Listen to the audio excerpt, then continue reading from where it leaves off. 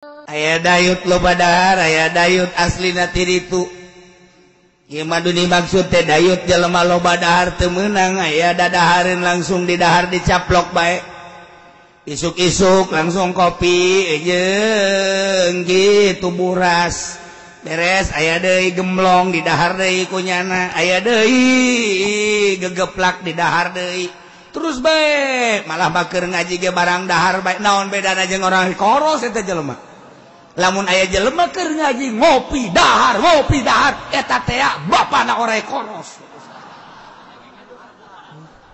cek nu di luar sial ka aing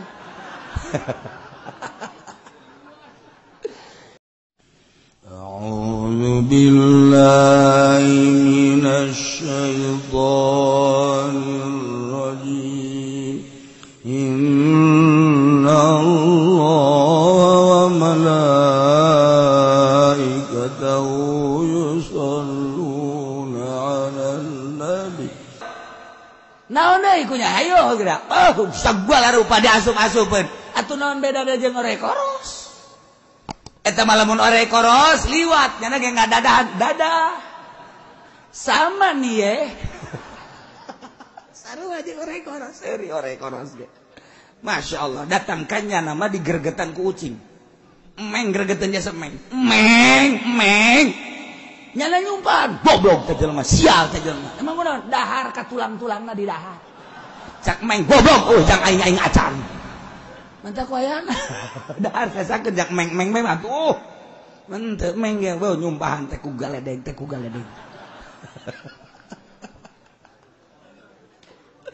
masyaallah lu tak cekolot baheula badi imasi ngade lamun beurit pehan ngarusak tapi lamun cucurut ulah kolot baheula mah kitu cucurut ulah sia ulah sok pengen cucurut ulah sebab naon nya nama teu beukieun kana naon cucurut mah sugannya nama beukieun ka gabah teh cucurut mah sugan cucurut beukieun ka kitu naon henteu nya nama ka daging teu beukieun cucurut mah beukina ngan sakadar ka tulang doang ketika urang dahar kemudian tulang dibalangkeun ka kolong eta teh cucurut kadinya diseseupan ku cucurut cak cucurut teh ngadoa ya Allah ya Rabbi ieu nu boga imah anu geus mere kadaharan abdi Gusti tingkatkeun rezekina Gusti lantaran nyana dahar daging abdi kabagian tulangna Gusti paningkatkeun tadi doakeun ku cucurut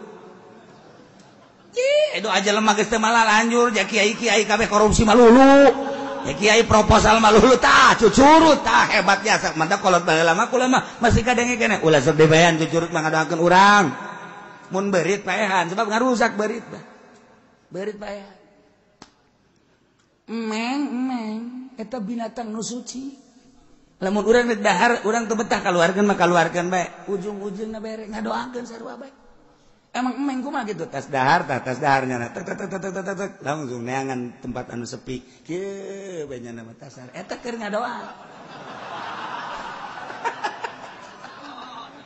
siapa yang serikeun ka aing siapa teh nyaho yang serikeun bolon sia mere cara eta teh keur ngadoakeun deulekeun ge dina kitab coba dina hikmatna kieu we ngadoa ya Allah ya aya doa nangan kuwi teu henteu apal sebab eta bahasa emeng mun dibahasa urangkeun gos kitu ya Allah ya Rabbi alhamdulillah abdi cicing di mamana mah teu kabagian tapi abdi cicing di dieu kabagian sanajan huluna jeung tulangna abdi geus senang nu aya bae waktu keur di tatangga abdi mah tulangna ge dirempus bae punya mata ya kadang nu entak hayang ka cicingan ku meng emang babari hese urang neangan coba meng hayang betaheun di mah urang hese tapi hayang lamun urang geus dibetahan ku meng mamana ge datang bae ka imah urang malik kesel deui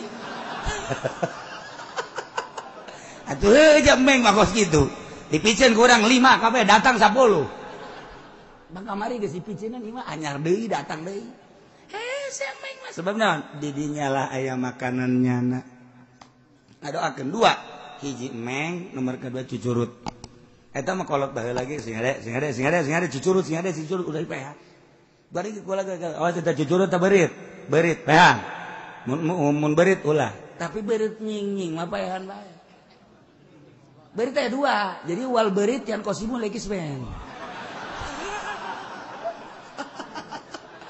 wa nyingingun wa gerihi hiji berit nyinging jeung wadua lain nying tanu nyinging mah paehan bener ieu mah berit nyinging mah paehan sebab eta mah ngarusak kana mah jadi nu ngarusak mah paehan tapi cucurut berit nyinging berit keneh berit gede berit nyinging paehan ngan rupana kos cucurut berit nyinging mah leutik paehan tapi cucurut mah ulah cucurut mah ulah je cenah kieu kos kumaha eta cucurut kos kumaha berit atuh lain ka aing sia di ditu di imah mah kos kitu manya kudu ku aing dicontohan deui bae cucurut ya geus Nawawi tah mah Nawawi keur ngabahas masalah berbagai masalah di Masjidil Haram di Mesir kejadianna lain di Masjidil Haram di Mesir dina manakibna di Mesir lamun cerita ti awal kan panjang ang Syekh Nawawi tanara ka Mesir maksudna nak naon endek itu naon garang-garana endek nyita kitab sebab percetakan kitab harita 2 Beirut jeung Mesir sakalian dek ka Beirut Syekh Nawawi teh ngan ka Mesir heula eta geus kadenge ku kabehan bahwa Syekh Nawawi dek ka Mesir pohara aya bahsul masail ngebahas berbagai permasalahan para kiai-kiai lantaran dek aya kiai di Mekah ngan aslina ti Banten Masya Allah pohara jasa datanglah ke Mesir ternyata rame di Mesir teh kaget Syekh Nawawi disambut ku kabehan ngan ti jauh keneh cek Syekh Nawawi teh wah asana ieu kajian kumaha ge ieu dek aya permasalahan bahsul masail jubah Syekh Nawawi dibuka dibikeun tah ka hadamna ieu make jubah aing ya pakai geus ngomong datang ke tempat atuh nu make jubah pajar kiai kan wow eta nu disambut mah Syekh Nawawi na di tukang bae tinggal hadamna bae pan jadi kieu terus bae sia makanan ngomong jasa sia atunya nah pohara jasa Masya Allah tungtungna mah hadamna nu jadi kiai waktu diajeng-ajeng segala rupa Syekh Nawawi menyempot kiai di tukangeunana seuring bae Syekh Nawawi dihormat segala naon jadi empot-empotan geus Syekh Nawawi ya jadi kos ieu teh cek kieu teh saja bae lanan embung kanyahoan urang papan kuari lain kiai ge mengada-ada aing habeh pajar kiai kumaha udeng-udeng eleh roda Vespa mah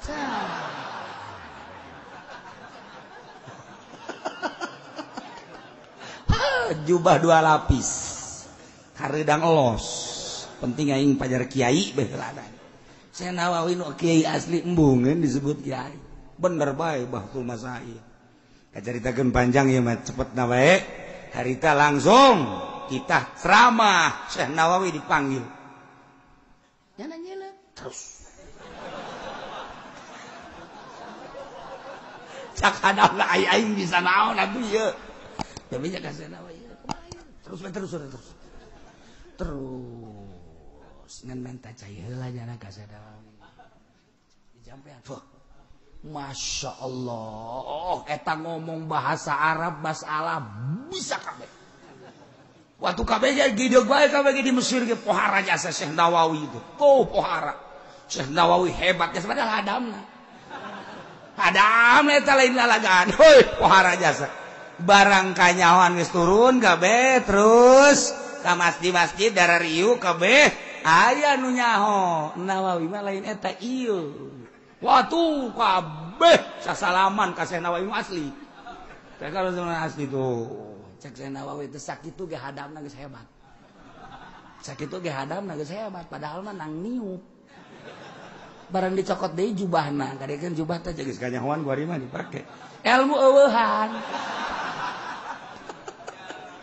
cek cenah aing jadi bodoh deui kuari jipan jadi kos kieu teh bodoh deui nah Syekh Nawawi kuari geus kanyahoan ya sarieu kieu eta keur nyaritakeun masalah itu bubuahan nu halal mana nu haram mana kan lamun Ki Holil mah waktu di Mekah nyaritakeun kapiting kepiting teh geus dibahas ku ulama halal apa haram. Rajungan mah halal, kepiting mah haram. Teh kan di masjid, contoh. Kan di masjid. Haram kepiting, halal rajungan. Ngan contona kos kumaha. Eta mah seholil Bangkalan tah mah. Saudara-saudara mun bahasa orang ieu rajungan ya dicokot dikelek. Set, nah ieu rajungan. Kabehan ge lain kaget rajunganan eta boga dikelek kok bijul rambut. Lain masalah rajunganan tapi dikelek aya rajungan. Coba holil. Ai kapiting geus kumaha? Belah katuh cenah kapiting mah di dieu. Cokot set ieu kapiting. Ditinggalkan tah ieu rajungan tah ieu kapiting juga keluar ke holil nama. Jadi jang contoh doang. Eta kabeh ulama un bisa ngomong. Di holil kun bisa nama cenah eta. Dikelek timbul rajungan timbul. Lamun Haji Pendi bisa ngaluarkeun rajungan jualannya nama tuh. Bisa bikin toko rajungan ujanana. Mantap terberean bisa nya nama. Boro-boro rajungan cacing itu jadinya nama. Tuh kan.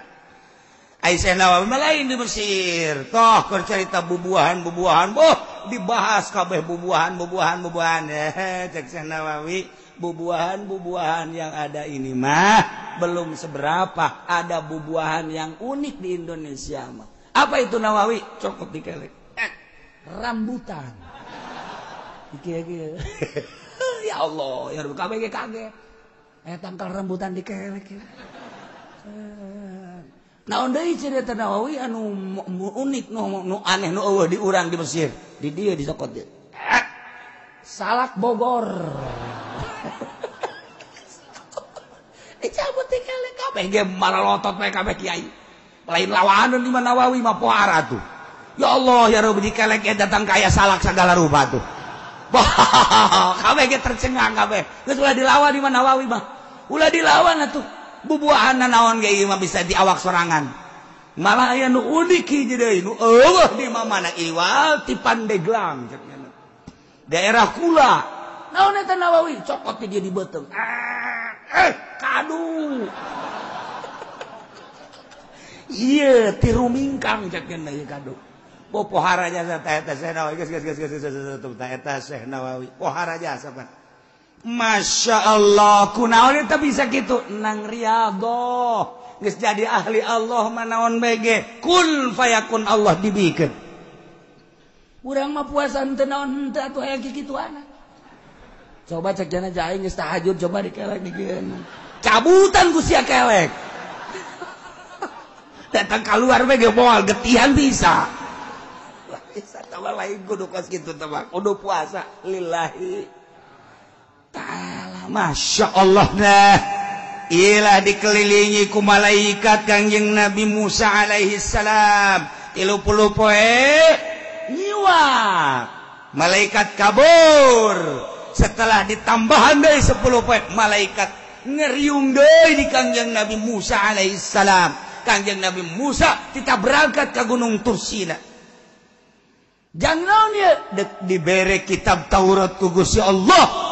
Jang tata genan sebagai dasar hirup manusia salila dipimpin ku Kanjeng Nabi Musa alaihissalam.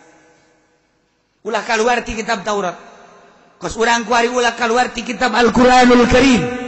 Ketika orang keluar ti Al-Qur'anul Karim, kuari mah moal nanaon? Deuleu engke di akhirat. Anu ngagugulung lain Al-Qur'anul Karim, rasakeun engke di akhirat. Rasakeun ke di akhirat kuari mah oke baik. Iya baik. Tapi engke di akhirat ku bah. Masya Allah kan. Nah, iyalah Kangjeng Nabi Musa dipanggil sesuai jeung janji. Wa wa'adna Musa 30 lailah. Ngajanggikeun kami nu agung ka Kangjeng Nabi Musa 30 poe.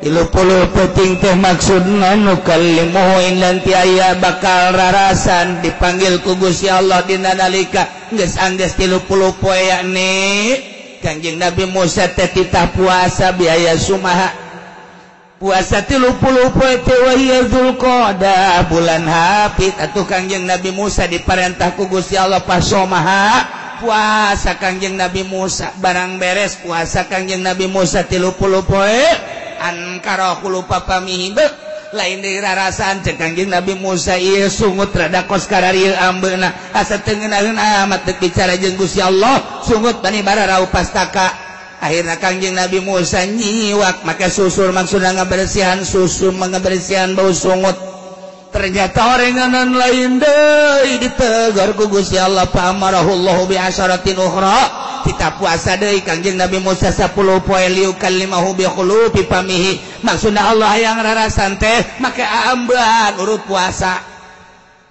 masyaallah madak kita ditambahan deui Kangjeng Nabi Musa 10 poe ku Gusti Allah wa atmamna bi asyar kemudian Kangjeng Nabi Musa nyampurnakeun 10 poe di jumlah 40 poe patamma miqatu rabbi 40 lailah sampurnalah waktu pangeran mere ka Kangjeng Nabi Musa waktu 40 poe tinggu hari magis 40 poe ting mantak urang puasa 30 poe hayang menang Lailatul Qadar muka lama teh urang dibentukkeun Lailatul Qadar teu kudu datang ka 30 poe 27 poe geus boga Lailatul Qadar asal puasana model tadi puasa nu bebeneran bukana korban cukup hiji bae bu nginumna sasiripit besat beres saur korma hiji nginum sasiripit sapoe 2 poe bertahan 3 poe tinggal kicep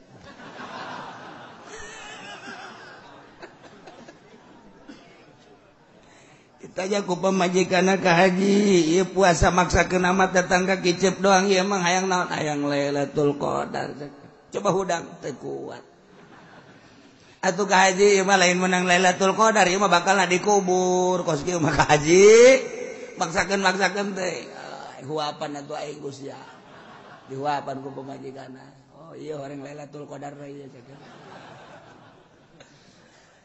teu kuat lamun jelema moal dibere Lailatul Qadar moal kuat ketika jelema nu neuk dibere Lailatul Qadar kuat dibere kuat ku Allah emang awak urang nu sanu Allah cak Gusti Allah teh hais manusia awak teh nangieun aing lain nu sia ulah diawak ku sia lantaran yang nyieun aing jauh kadar kakuatanana jajijeunan aing urus ku sia awak kudu dahar sia wasrabu inuman kusia wala tusrifu ulah loba teuing sakadar jam salat puasa hayo sia dahar inum eta mah syariat ketika sia hayang datang ka aing daharna saeutik bae nginumna saeutik bae sia deuk bersyariat silakan asa ulah mabok bae kulu wasrabu wala tusrifu sia bersyariat sok dahar sana nampan sorangan bae mantas daharna ge bubuka gejli karung goni ya kerjasian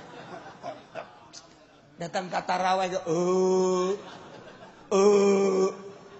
kita jadi imam masih siapa emang kurang gitu pan biasanya jadi imam ente kuatnya sama seperti ini kuat jadi makmum bae nyawa jadi makmum nyawa tamat doang tuh kan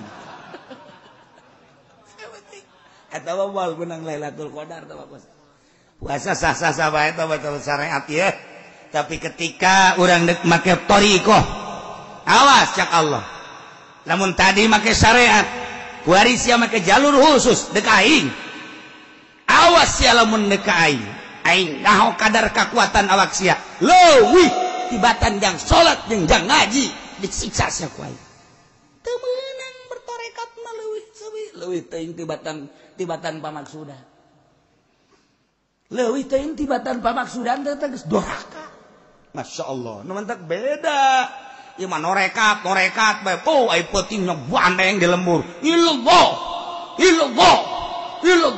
beuh ai dahar sanyiru mendingan dirantai tah mah torekat kos kitu mah alah tuh emang norekat kumaha aja lain la ilaha illallah na norekat tah dek jalur khusus berarti teu meunang leuwih ti pamaksudan ieu teh maksudna dengan salat berarti sia lamun salat make kudu dahar jacak Allah ge tanagana kudu aya ti dahar nah daharna ukuran jang salat sabaraha huap cukup eta 5 huap gak gendap huap geus doraka Gitu.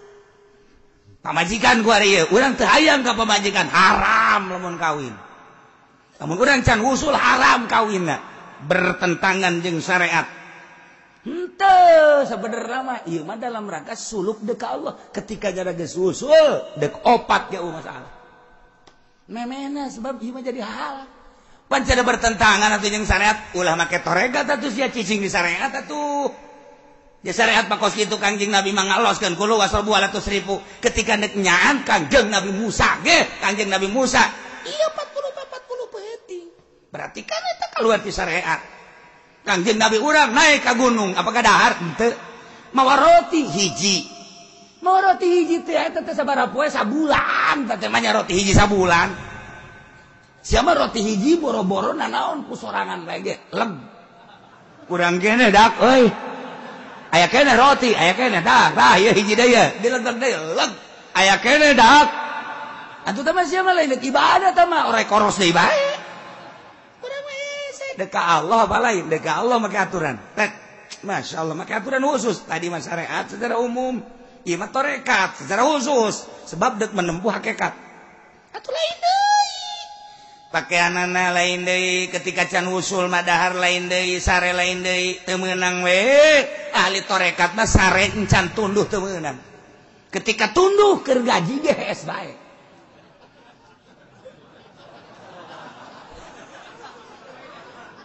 Tak lamun keur ngaji naon hees eta jelema norekat eta. Babe teu nabek.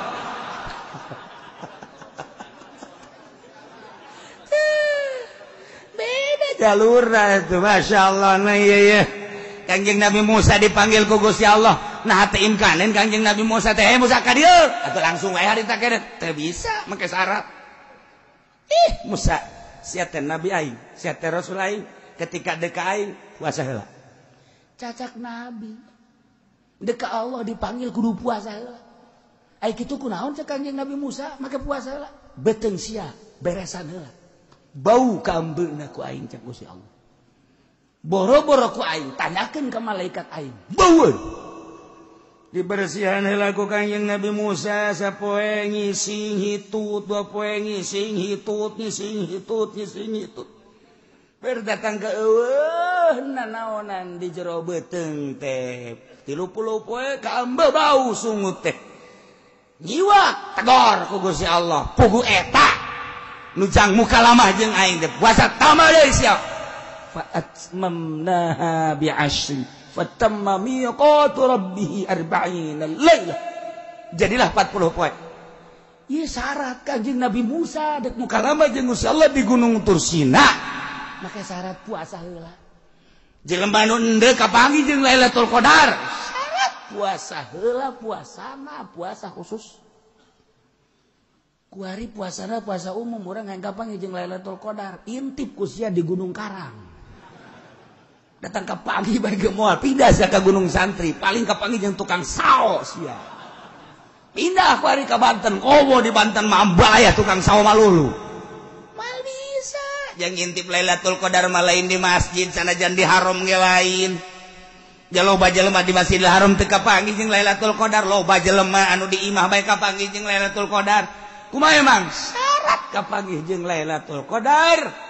beteungna bersihan heula tina urusan dunia ikhlaskeun ka Gusti Allah kakarak intip tanggal 2 hiji tanggal 23 tanggal 25 tanggal 27 sok intip loba jelema nu kapanggih geus menang bebeja brak kaget sesuai jeung kadar derajat dirina anu langsung neuleuh aras nu langsung neuleuh Baitullah anu dibukakeun bae ieu teu kadeuleuna naon Lailatul Qadar eta teh lain di bulan Ramadan bae di bulan kuari ge berbentuk kos Lailatul Qadar teh aya nu mantak Lailatul Qadar menanyakeun ka wali mah lain bulan Ramadan di bulan biasa ge aja aya sebagna nama manggihan terus bae malam Jumat kapanggih jeung Lailatul Qadar kamari ge orang Cilongok ieu beneran ieu mah beneran ieu mah nyana bangun bungaheun jasa gugula ditanya sia bungaheun apa tes kapanggih jeung Lailatul Qadar di mana di Puri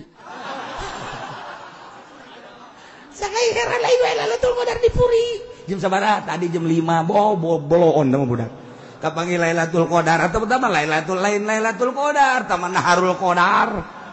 Aduh ampun cak kira gelis jasa teman Lailatul Qadar meureunana. Maksudnya sih eta mah herang cenah kiai herang ngagenyai. Oh meureunana ngadenge surah kiai bahwa Lailatul Qadar ngagenyai dipuri kapanggih jeung ngagenyai. Goblok teh jelema. Beta orang Cilongok bareng ditanya aku ulah KTP nama lain orang Cilongok lain.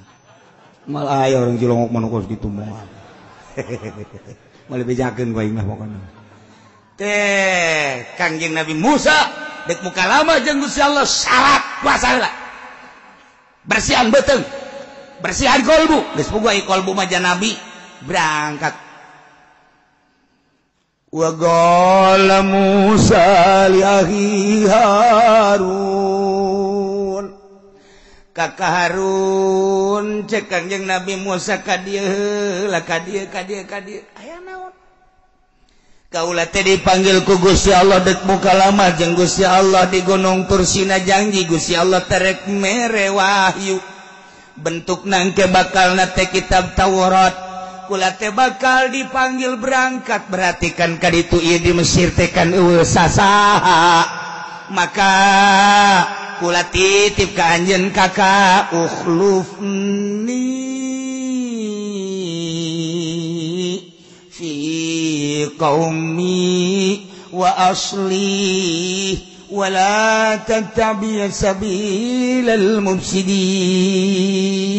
hampura kakak ukhlufni jadi pengganti abdi heula kakak teh fi qaumi dina urusan kaum kadem Harun wa asli amrahum rarapi urusan ananya kade di Mesir teh aya Musa Samiri kula geus ngadenge selenting bawaning angin sanajan barican kapanggih jeung jelemana lantaran kula kaburu dipanggil ku Gusti Allah kade kakak wala tattabi sabilal mufsidin ulah rek nuturkeun kana jalan-jalan karusakan nuturkeun mah meureun henteu bimuafaqatihim alal ma'asib muwafaqat kana maksiat ge ieu teh geus nuturkeun kana mufsidin lamun pamerintahan urang ku ari teh mufsidin ngarusak lantaran urang ngadenge geus pripot teh geus berbagai triliunan rupiah lamun di daerah bae korupsi berarti kan mufsidin nya eta lain dibenerkeun ieu teh pembangunan endaan diantep mufsidin berarti toh nu prostitusi, nu perzinahan, itu teh akan kudu diberesan, diantap punyana. Tuh, nu judi, lain diberesan, diantap punyana. Berarti kan pemerintahan mufsidin, kiai kuari temilu ngan akur bae jeung eta sarua. Nu mantak nu berat mah kiai anu jadi mui eta teh. Lamun pamarentah tengah berantas tentang prostitusi, tentang perzinahan, tengah berantas tentang perjudian. Eta kiai nu terlibat di mui nu pangheulana bakal dikerbekeun di neraka. Lah ieu tah wala tattabi baca tah Qur'anna wala tattabi sabilal mufsidin ulah sok nutur-nutur kana jalan-jalan nu tukang ngarusak. Carana bimuafaqatihim al ma'asi ngakuran kana. Ku ngakuran mege tak eta teh geus pemerintah untuk ngayakeun gerakan amar ma'ruf nahi munkar mui ta sirana siratu malik cenah teh nyaho tuh tokecang bae sirana siratu tah sirana siratu eta ratu teh awas eta bahasa kolot baheula wali eta je emang kumaha kita teh artina aing mah cicing bae endeu kumaha sang ratu bae aing mah eta teh sarua kos kitu digejeburkeun ka neraka jahanam mantep amit-amit aing mah jadi mui ye kiai kos urang mah kos kieu tah di mui henteu di NU henteu di Muhammadiyah henteu suacablakna ngomong sabodo teh menyaritakeun Al-Qur'anul Karim atuh sabodo teuing sama ji hitung-hitung dakwah bae aing mah tuh ngadawahan pemerintah, ngadawahan kiai-kiai, ngadawahan ustad-ustad, ngadawahan taruhlah kiai-kiai mah jaman urang nu ngararaji ieu mau ka dieu mah lain kiai bangke kiai mah lulu ja. Iya mah atuh jeung nu bodoh we aing mah. Kayak itu jadi nu bodoh ngaji mah. Tuh. Maksudna mah lain kos kitu yu urang babarengan. Ketika aya pamarentah salah tegor mentak kulaman negorna melalui ngaji. Lamun ceramah melalui ceramah eta ge bentuk teguran abeh naon ke ketika dipanggil di Robul Jalil Uce maju sia aduh aing waduh tinggal kaji pendi be hayo sia emangnya lagi kitu bae ka aing mah ya tuh tenang bae sabaraha taun sia hirup di alam dunia ieu tulisanna ieu Pak malaikat teh naon gawe sia ngaji jadi pemerintahan sa Jokowi aju gubernur sia sa Nenggelis ganti ku atuh aktor bupati sia Zaki camat sia mah dibejakeun bae ngaranna urang Cilongok lurah sia dibejakeun betak waktu sia hirup di dinya pemerintah pernah ente ngadakwahan ngancur-ngancurkeun prostitusi persinahan ente asia sicing bae tanyakeun ka tongtrong ulah poe minggu nongtrong dong maksudna deuk ngabejaan tah pemerintah teh teu pernah ngabrantas eta pemerintah itu korupsi teh dedengean mah korupsi teh jauh ai asli namangan dedengean be koran aya televisi aya jeung jelema-jelema nu deukeut ka pemerintah bejana nyana korupsi atuh kalau teu nyaho jati dibere dari geus etik aju sia pernah negor pernah ira negorna melalui pengajian ku kula ditegor eta teh bentuk negor kaula coba dipasang CD-na aya ke CD di itu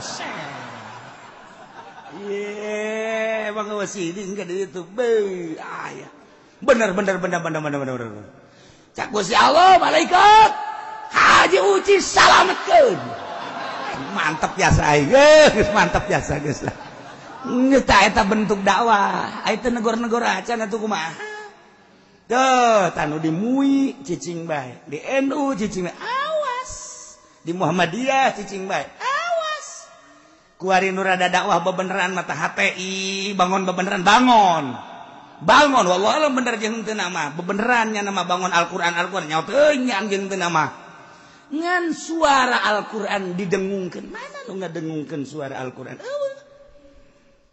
aya ujian Banten di jerona make aturan jihad bahwa salah satu kewajiban bangsa yang umat Islam adalah jihad fisabilillah dijadikeunlah mata pelajaran kemudian dijadikan kitu ujian kuari kapan dikritik ke pemerintah tuh masalah tuh urusannya anak mah di Banten salah satu sanawiyah jeung aliyah kata kos gitu di mana cenah ki Banten aing teh nyaho bukan kos gitu bae tah eta kan kritik urang dek ngadirikeun secara praktis pasti dikritik baik di urang sebab lain negara Al-Qur'anul Karim negara Pancasila demokrasi ji ai kula mah henteu naon kitu ngaranna henteu ikut secara praktis sakadar ngabahas kos kitulah Al-Qur'an ja ieu mah jang nyanakeun keneh ja pemerintah ge agama nama Islam bupati mau ditanya agama mana heuh sama suruh saya turun Habib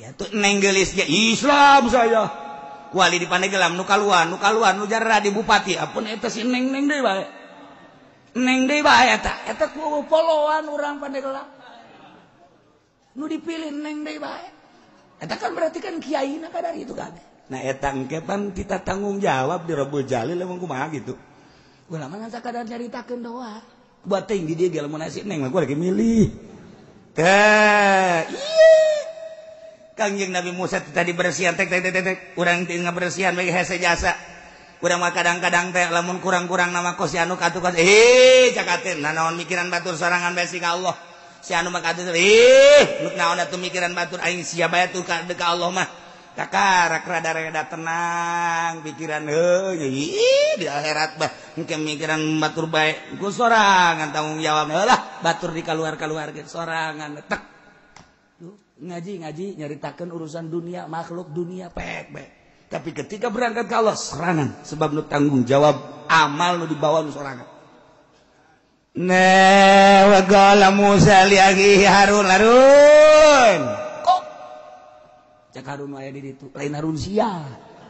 Ieu mah Harun kakak Kangjeng Nabi Musa alaihis salam. Ukhlub nih maneh jadi pengganti kaulanya urus kaum wa aslih amrahum urusan beberes masyarakat umat kade tauhidkeun ka Gusti Allah ulah salah wala tattabi sabilal mufsidin ulah nutur-nutur jalan-jalan anu rarusak kade ku cara ngamuapakatan ge ngaheuhan ge eta ge sarua bae mangga cek Kangjeng Nabi Harun abdi siap jadi pengganti ai adi rek berangkat mah iraha rek berangkat nadi walamma jaa Musa ke Kangjeng Nabi Musa dipanggil ku Gusti Allah bakal mukalamah jeung Gusti Allah geus nyieun khalifah ku ari Kangjeng Nabi Harun kakana nu titah urusan umat na ieu bakal kumaha kacaritakeun Kangjeng Nabi Musa engke wallahu alam bisawab.